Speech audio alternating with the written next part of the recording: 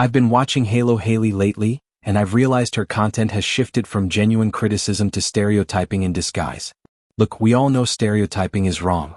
The only time it's actually okay to generalize a group like that is if you're talking about a certain 1940s political regime led by a failed Austrian painter. But mocking an entire generation of kids and small business owners just for surviving in 2026?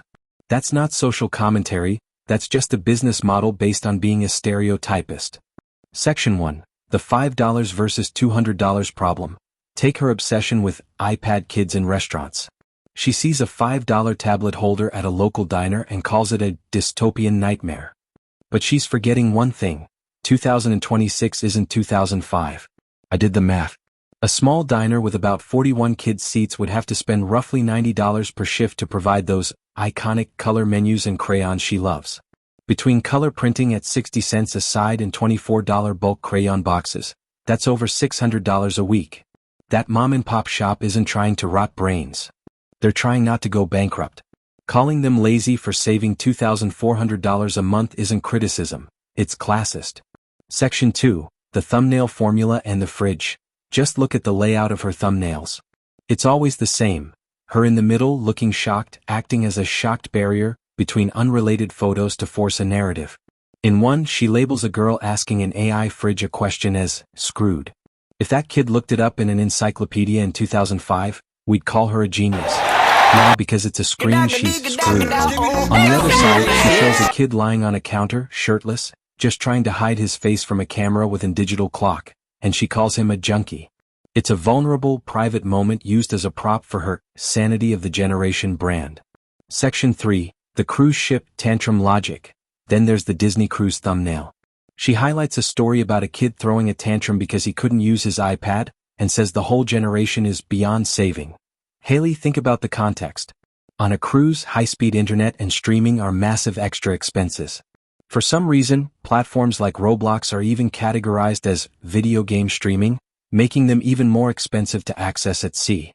You're taking a normal childhood reaction to being told no on a high-stress, expensive vacation and labeling a human being as unsavable just to sell a stereotype. Section 4.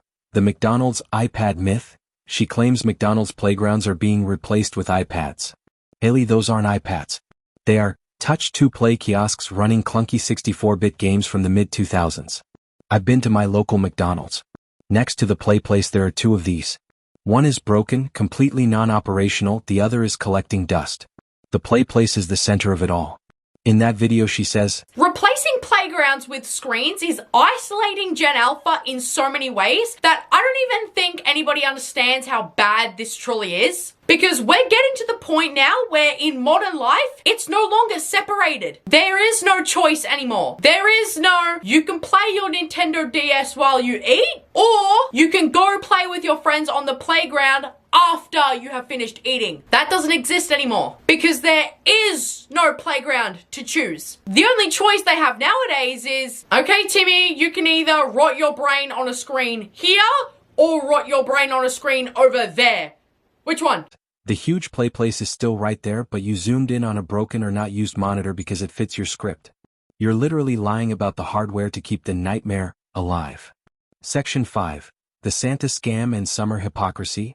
Finally, let's talk about her Christmas spirit video where she claims mall culture is dying. She shows an empty mall line and says the younger generation is losing its wonder. Hayley, I don't know where you found that empty mall, but it isn't reality. I live in the USA, and when I'm out shopping, the lines to see Santa are an hour long every single day. Parents are putting in more effort than ever. And then there's the price.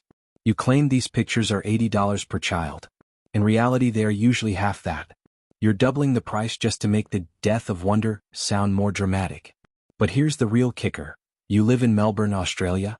December is the middle of summer there. While you're scolding kids for not being in mall lines, people in your own country are at the beach or having a barbecue in 95-degree heat.